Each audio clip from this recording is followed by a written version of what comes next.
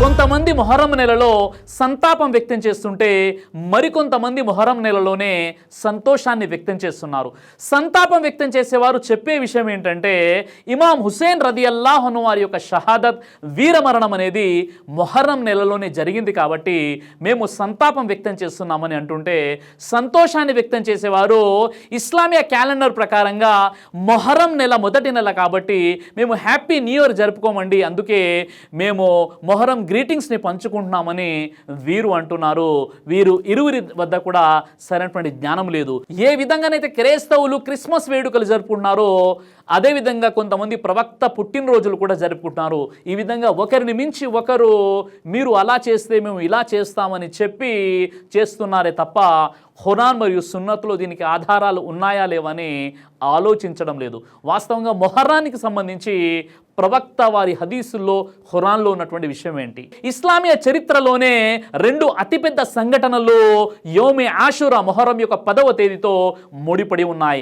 అందులో ఒకటి మూసా అలైహిస్సలాం వారి యొక్క జాతిని అల్లాహ్ సుబ్హానహు వ తఆలా ఫిరౌన్ నుండి విముక్తి కల్పించడం. రెండో విషయము యోమే ఆషురా మొహరం యొక్క 10వ తేదీనే హుసేన్ రదియల్లాహు అన్హు వారి యొక్క షహాదత్ వీరమరణం. ఈ రెండు అతిపెద్ద సంఘటనలు యోమే ఆషురా మొహరం యొక్క 10వ తేదీతో ముడిపడి ఉన్నాయి. ప్రవక్త ముహమ్మద్ సల్లల్లాహు అలైహి వసల్లం వారి యొక్క మనవడు ఫాతిమా అలీ రదియల్లాహు అన్హు యొక్క సుపుత్రుడు అయినటువంటి ఇమాం హుసేన్ రదియల్లాహు అన్హు వారిని 61వ హిజ్రీ శకం మొహరం నెల 10వ తేదీన ఇమాం హుసేన్ రదియల్లాహు అన్హు వారిని, వారి యొక్క అక్క చెల్లెల్ని, అన్నదమ్ముల్ని, అన్నటువంటి హసన్ వారి యొక్క భార్య బిడ్డలను, జాఫర్ మరియు అకీల్ని, కూఫా ప్రజలను అత్యంత దారుణంగా కుట్రపూరితంగా చంపడం జరిగింది.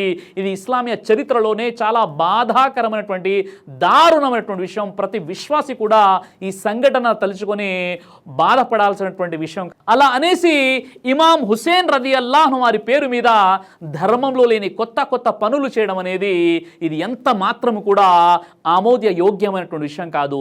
ఇమాం హుసేన్ రదియల్లాహు అన్హు వారు ఒక్కరే ఇస్లాం ధర్మంలో షహీద్ అవ్వలేదు. ఖులఫాయే రాషిదీన్లో మనం చూసినట్లయితే ఒక్క అబూబకర్ సిద్దీక్ రదియల్లాహు అన్హు వారు తప్ప మిగతా ఉన్నటువంటి అగ్రగణ్యులైనటువంటి ముగ్గురు సహబాలు ఎవరైతే ఉన్నారో హజరత్ ఉమర్, హజరత్ ఉస్మాన్, హజరత్ అలీ రదియల్లాహు అన్హు అజ్మాయిన్, వీరు ముగ్గురు కూడా షహదత్ వీరమరణం పొందారు. వీరి తర్వాత ఎంతో మంది సహబాలు కూడా వీరమరణం పొందారు. ఎవరైతే అల్లాహ్ మార్గంలో వీరమరణం పొందారో వారందరి పేర్ల మీద పండుగలు జరుపుకోవడం, సంతాప దినాలుగా ప్రకటించి శోక సముద్రంలో మునిగిపోవడానికి ఇస్లాం ఎట్టి పరిస్థితుల్లో కూడా మనకు అనుమతించదు. ధర్మంలో లేని అధర్మమైనటువంటి పనులు చేస్తూ పీర్లను నిలబెట్టేసి, పీర్లను ఏర్పాట్లు చేసి, అగ్ని గుండాలను తయారు చేసి అందులో దూకుతూ పీర్లను శాంతపరచాలని ఏదైతే పీర్ల పండుగ పేరుతో చేసినటువంటి పనులు ఏవైతే ఉన్నాయో ఇవి పూర్తిగా ధర్మానికి వ్యతిరేకమైనటువంటి పనులు. ఏవైతే హుసేన్ రదియల్లాహు అన్హు వారి యొక్క మొండాన్ని వేరు చేసి సింబాలిక్గా ఏదైతే ఈరోజు పీర్ల పండుగని కూర్చోబెడుతున్నారో ఇది పూర్తిగా ఇమాం హుసేన్ రదియల్లాహు అన్హు వారిని కించపరచడంతో సమానం. కాబట్టి ఇలాంటి పీర్ల పండుగకు ఎట్టి పరిస్థితుల్లో ఇస్లాం అనుమతించదు సోదరులారా. ప్రతి సంవత్సరం కూడా మొహరం నెల ప్రారంభం అవ్వగానే కొంతమంది ముస్లింలలో అనుమానాలు, అపోహలు, అపశకునాలు, ఆందోళనలు కనిపిస్తూ ఉంటాయి. అనవసరంగా ఈ నెలను వారు ఒక అపశకునమైనటువంటి నెలగా, సంతాప దినాలుగా ప్రకటించి వారిపై వారు దౌర్జన్యం చేసుకుంటూ ఉంటారు. ఈ విధంగా మొహరం నెలను అపశకునంగా భావించేటటువంటి ముస్లిం ఇళ్లలో ఎవరైనా ఈ నెలలో పిల్లలు పుడితే ఆ పిల్లలు గనక ఎక్కువగా ఏడ్చినట్లయితే సంతాప దినాలు కదా, అందుకే ఈ బాబు ఏడుస్తున్నాడు అని అంటారు. అంతగా అజ్ఞానంలో ఉండిపోతారు వారు. అదేవిధంగా అలాంటి ఆలోచన కలిగినటువంటి వారు ఈ నెలలో వివాహాలు జరిపించరు, వివాహాలకు వెళ్ళరు, వారి ఇండ్లలో ఎలాంటి శుభకార్యానికి సంబంధించినటువంటి పనులు జరగవు, అలాగే ఎలాంటి ప్రాపర్టీ కొనరు, గృహప్రవేశాలు కానీ ఇల్లులు కట్టడాలు కానీ ఎట్టి పరిస్థితుల్లో ఈ నెలలో వారు చేయరు. ఎందుకంటే ఈ నెల సంతాపము కదా, శోక సముద్రంలో మునిగిపోవాలి అనేటటువంటి ఆలోచనే వారిలో కనిపిస్తూ ఉంటుంది. అందుకే ఎవరైనా పెళ్లి చూపులు అయినా, శుభకార్యాలు అయినా, ఏదైనా గృహప్రవేశము అయినా, ఇల్లు కట్టుకోవాలి అయినా, ఏదైనా ఒక మంచి పని చేయాలంటే మొహర్రం కదా, చేయకూడదండి, తప్పండి, సంతాప దినాలండి అని పైగా వారికి తెలియని విషయాన్ని ఇతరులకు కూడా మార్గభ్రష్టత్వం వైపునకు నడిపించే ప్రయత్నం చేస్తూ ఉంటారు. ఇలాంటి ఆలోచనలు కలిగిన వారికి ఒకే ఒక విషయం, ఒక హదీస్ చెప్పాలి అని అనుకుంటున్నాను. అల్ బిదాయా వన్ నిహాయా 3/419 హాఫిజ్ ఇబ్నే కసీర్ వారు ఈ విధంగా తెలియజేశారు. 3వ హిజ్రీ మొహర్రం నెలలో హజరత్ అలీ మరియు ఫాతిమా రదియల్లాహు అన్హు వారి యొక్క వివాహం జరిగింది. అంటే ఫాతిమా మరియు అలీ రదియల్లాహు అన్హు వారి యొక్క వివాహం ఎప్పుడు జరిగిందంటే అది మొహర్రం నెల 3వ హిజ్రీలో జరిగింది. మరి సహబా రదియల్లాహు అన్హు అజ్మాయిన్ వారి యొక్క జీవితంలో మొహర్రంలో వారు వివాహాలు చేసుకున్నారు కదా. మరి అలాంటప్పుడు మీరు మొహర్రం నెలలో వివాహాలు చేసుకోవచ్చు, శుభకార్యాలు చేసుకోవచ్చు, భార్యాభర్తలు కూడా కలవచ్చు, అందులో ఎలాంటి అభ్యంతరాలు లేవు. ఎవరైతే మొహర్రం నెలలో వివాహాలు చేసుకోకూడదండి, శుభకార్యాలు జరిపించకూడదని అంటున్నారో వారి అజ్ఞానం కారణంగా అంటున్నారు. దీనికి ఎలాంటి ఆధారాలు మనకు ఖురాన్ సహీ హదీస్లో కనిపించవు సోదరులారా. అసలు మొహర్రం నెల అంటే ఏంటి, ఈ నెల యొక్క ప్రాముఖ్యత ఏంటో మనం తెలుసుకుందాం. ఇస్లామియా హిజ్రీ క్యాలెండర్ ప్రకారంగా 12 నెలలలో మొహర్రం అనేది మొదటి నెల. అంటే ఇస్లామియా క్యాలెండర్ ప్రకారంగా మొహర్రం అనేది ప్రారంభపు నెల. ఈ విషయానికి సంబంధించి ఖురాన్లోని సూరా తౌబా నంబర్ 9 ఆయతం 36లో అల్లాహ్ స్వతహాగా తెలియజేస్తున్నాడు, నిశ్చయంగా నెలల సంఖ్య అల్లాహ్ దగ్గర అల్లాహ్ గ్రంథంలో 12 మాత్రమే. భూమి ఆకాశాలను సృష్టించినప్పటి నుండి ఈ లెక్క ఇదే విధంగా కొనసాగుతుంది. అందులో 4 నెలలు గౌరవప్రదమైనటువంటివి. కాబట్టి ఈ 4 నెలల్లో మిమ్మల్ని మీరు అన్యాయం చేసుకోకండి అని అల్లాహ్ ఖురాన్లో తెలియజేస్తున్నాడు. అంటే ఒక విశ్వాసి అనబడేవాడు ఎల్లప్పుడూ కూడా ప్రతిరోజు కూడా పాపాలకు దూరంగా ఉండాలి. ప్రత్యేకంగా దేవుడు ఏ దినాలనైతే ప్రత్యేకమైనటువంటి గౌరవప్రదమైనటువంటి దినాలు అని చెప్పాడో ఆ దినాలలో అసలు పాపాల వైపుకే వెళ్ళకూడదని దీని యొక్క అర్థం. ఏ విధంగానైతే ప్రత్యేక దినాలలో మనము మంచి పనులు చేస్తే దాని స్థానాలు ఏ విధంగానైతే పెరుగుతాయో ఆ దినాలలో చెడు చేస్తే కూడా, పాపాలు చేస్తే కూడా వాటి స్థాయి కూడా పెరుగుతుంది. ఏ విధంగానైతే మీరు హుదుదే హరంలో ఉన్నారు, మక్కాలో ఉన్నారు, అక్కడ 2 రకాతుల నమాజులు చదివితే 1,00,000 నమాజులు చదివిన దాంతో సమానం అని చెప్పారు. అక్కడికి వెళ్ళి ఒక పాపం చేస్తే కూడా ఆ పాపం యొక్క స్థాయి కూడా పెరిగిపోతుందని ధార్మిక పండితులు చెప్పారు. కాబట్టి ఈ పవిత్ర దినాలు, రోజులు ఏవైతే ఉన్నాయో ఈ రోజుల్లో మనిషి పాపాలకు దూరంగా ఉండాలని అల్లాహ్ సుబ్హానహు వ తఆలా ఆదేశిస్తున్నాడు. సహీ బుఖారీ హదీస్ నంబర్ 3197 హజరత్ అబూ బకర్ రదియల్లాహు అన్హు వారి ఉల్లేఖనం ప్రకారంగా ఇస్లామియా మాసాలలో 4 నెలలు గౌరవప్రదమైనటువంటివి మరియు నిషిద్ధమైనటువంటివి. అవి ఒకటి దుల్ ఖైదా, దుల్ హిజ్జా, మొహర్రం మరియు రజబ్. ఈ 4 నెలలు కూడా గౌరవప్రదమైనటువంటివి మరియు నిషిద్ధమైనటువంటివి, ప్రత్యేకమైనటువంటివి. ఈ 4 నెలలను ప్రత్యేకమైనటువంటి నెలలుగా పేర్కొనడానికి కారణం ఏంటంటే పూర్వం నుండి కూడా అరబ్బులు, ముష్రికులు, బహుదేవోపాసకులు ఎవరైతే ఉన్నారో వారు ఈ 4 నెలలను హుర్మత్ అంటే పవిత్రమైనటువంటి గౌరవప్రదమైనటువంటి నెలలుగా భావించేవారు. అంతేకాదు ఎవరైతే ఇబ్రాహీం అలైహిస్సలాం వారి యొక్క అనుయాయులుగా తమకు తాము ప్రకటించుకునేటటువంటి బహుదేవోపాసకులు ఎవరైతే ఉన్నారో వారు కూడా ఈ 4 నెలలను నిషిద్ధ మాసాలుగా భావించి యుద్ధాలు సైతం చేసేవారు కాదు. ఎందుకంటే ఇవి పవిత్రమైనటువంటి మాసాలు, ఈ మాసాలలో మనం యుద్ధాలు కూడా చేయకూడదనేసి పూర్వం నుండి కూడా అరబ్బుల్లో వస్తున్నటువంటి ఒక సాంప్రదాయం ఇది. సహీ ముస్లిం హదీస్ నంబర్ 1163 దైవ ప్రవక్త వారు ఈ విధంగా తెలియజేశారు, మొహరం అల్లా యొక్క మాసం మరియు రమజాను ఉపవాసాల తర్వాత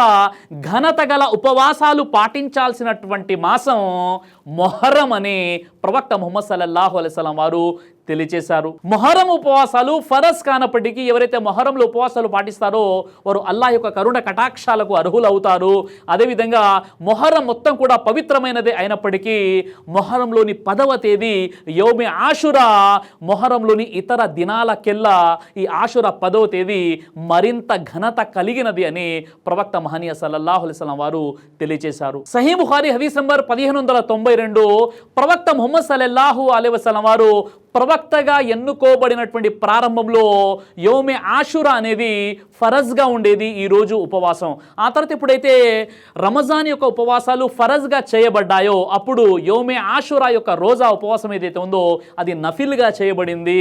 మరియు ఆ తర్వాత కూడా ఆ నఫీల్ ఉపవాసాన్ని ప్రవక్త ముహమ్మద్ సల్లల్లాహు అలైహి వసల్లం వారు యౌమే ఆషురా రోజు తప్పనిసరిగా పాటించేవారు, సహబాలు కూడా పాటించేవారు. అయితే యోమే ఆషురా రోజు అరబ్బులు కాబాపై వస్త్రం కూడా వేసేవారు. ఈ విధంగా మొదటి నుండే యోమే ఆషురాకి మొహరం యొక్క 10వ తేదీకి చాలా ఘనత అనేది మనకు ఇస్లామీయ చరిత్రలో కనిపిస్తుంది. సహీ ముస్లిం హదీస్ నంబర్ 1125 హజరత్ ఆయిషా రదియల్లాహు వారి ఉల్లేఖన ప్రకారంగా మహాప్రవక్త ముహమ్మద్ సల్లల్లాహు అలైహి వసల్లం వారు మక్కా నుండి ఎప్పుడైతే మదీనా వచ్చారో, మదీనా వచ్చిన తర్వాత కూడా యోమే ఆషురా రోజాను వదిలిపెట్టలేదు. ప్రవక్త వారు పాటించారు. సహాబాలకు కూడా ఆదేశించారు, యోమే ఆషురా యొక్క రోజా మీరు కూడా పాటించాలి అని. సహీ బుఖారీ హదీస్ నంబర్ 1960 ప్రకారంగా ప్రవక్త ముహమ్మద్ సల్లల్లాహు అలైహి వసల్లం వారు మరియు సహబా వారి యొక్క పిల్లలు కూడా మొహరం ఆషురా యొక్క ఉపవాసాన్ని తప్పనిసరిగా పాటించేవారు.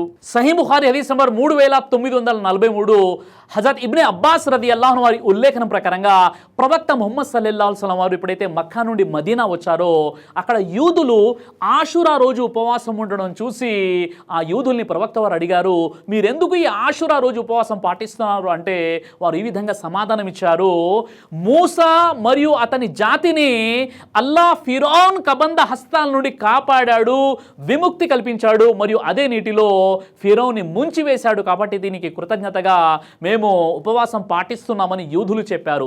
ఇది విన్నటువంటి ప్రవక్త సల్లల్లాహు అలైహి వసల్లం వారు వారితో ఏమన్నారంటే, ఒకవేళ అలా అయితే మూసాని అనుసరించడంలో మూసాకి దగ్గరి వారము మీకంటే మేమే, కాబట్టి మేమే దీనికి అర్హులం అని చెప్పి ప్రవక్త వారు యోమే ఆషురా రోజు ఉపవాసం పాటించి తన సహచరులకు కూడా ఉపవాసం పాటించండి అని ఆదేశించడం జరిగింది. సహీ ముస్లిం హదీస్ నంబర్ 1916 హజరత్ ఇబ్నే అబ్బాస్ రదియల్లాహు అన్హు వారి ఉల్లేఖన ప్రకారంగా ప్రవక్త వారు ఈ విధంగా తెలియజేశారు, వచ్చే సంవత్సరం కనుక నేను బ్రతికి ఉన్నట్లయితే మొహరం 9వ తేదీ కూడా నేను ఉపవాసం పాటిస్తాను. ఎందుకంటే యూదులకు భిన్నంగా ఉండాలి, వారు యోమే ఆషురా 10వ తేదీ మాత్రమే వారు ఉపవాసం పాటిస్తారు, దానికి భిన్నంగా నేను మొహరం 9వ తేదీ కూడా నేను ఉపవాసం పాటిస్తానని ప్రవక్త ముహమ్మద్ సల్లల్లాహు అలైహి వసల్లం వారు చెప్పి ఉన్నారు. కాబట్టి ధార్మిక పండితులు చెప్పే విషయం ఏంటంటే యోమే ఆషురా 10వ తేదీ మాత్రమే కాదు, అంతకంటే ఒక రోజు ముందు 9 మొహరం రోజు కూడా ఉపవాసం పాటించాలని ధార్మిక పండితులు తెలియజేశారు. ఇది సరైనటువంటి పద్ధతి.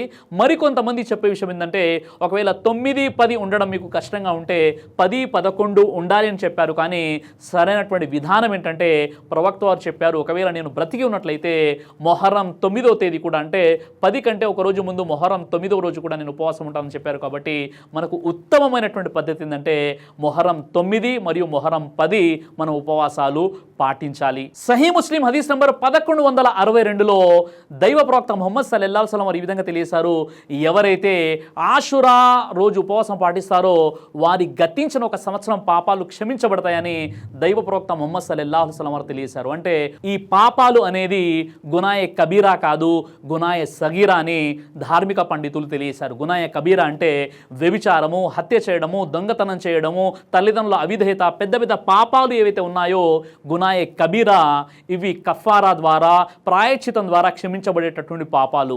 కానీ ఇక్కడ సంవత్సర పాపాలు ఏవైతే ఉన్నాయో గునాయే సగీరా అంటే చిన్న చిన్న పాపాలు. ప్రతిరోజు మనిషి ఏదైతే కొన్ని చిన్న చిన్న పాపాలు చేస్తుంటాడో ఆ సంవత్సరం గతించిన పాపాలన్నీ కూడా క్షమించబడతాయి. యోమే ఆషురా అంటే 10, అదేవిధంగా మొహరం 10వ తేదీ ఎవరైతే ఉపవాసం పాటిస్తారో వారి గతించిన సంవత్సరం పాపాలు క్షమించబడతాయని ప్రవక్త ముహమ్మద్ సల్లల్లాహు అలైహి వసల్లం వారు తెలియజేశారు. అల్లాహ్ సుబ్హానహు వ తఆలా ఈ యోమే ఆషురా రోజా పాటించే సద్బుద్ధిని ప్రసాదించుగాక. కాబట్టి ప్రతి వ్యక్తి కూడా తప్పనిసరిగా ఈ 2 రోజులు ఉపవాసం పాటించేటటువంటి ప్రయత్నం చేయండి. అల్లాహ్ సుబ్హానహు వ తఆలా మీకు, నాకు, మనందరికీ కూడా ఈ యోమే ఆషురా ఉపవాసం పాటించేటువంటి సద్బుద్ధిని ప్రసాదించుగాక. ఆమీన్ యా రబ్బుల్ ఆలమీన్. దైవ ప్రవక్త ముహమ్మద్ సల్లల్లాహు అలైహి వసల్లం వారు తెలియజేశారు, కడుపుకు సంబంధించిన అన్ని రకాల వ్యాధులకు అద్భుతమైన ఔషధం తలిబిన. ఇది దైవ ప్రవక్త వారి సున్నత్, మంచి ఆహారం, ఇమ్యూనిటీ బూస్టర్, ఇందులో షిఫా ఉంది. ఇది మంచి ఔషధంగా కూడా పనిచేస్తుంది. కాబట్టి పిల్లలు అయినా పెద్దలు అయినా ఎవరైనా దీనిని ఉపయోగించవచ్చు. ఇందులో ఎలాంటి సైడ్ ఎఫెక్ట్ లేదు.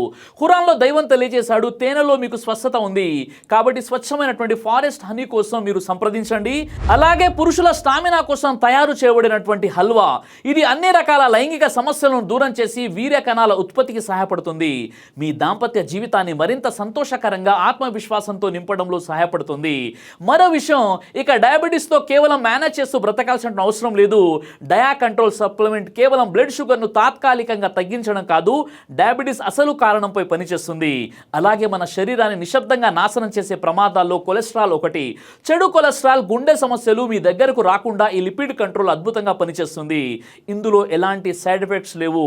ఇది కంప్లీట్గా హెర్బల్ ప్రొడక్ట్స్ కాబట్టి స్క్రీన్ పై కనిపిస్తున్నటువంటి నంబర్కి ఫోన్ చేసి ఆర్డర్ చేసుకోవచ్చు. కొరియర్ ఫెసిలిటీ కూడా అందుబాటులో ఉంది.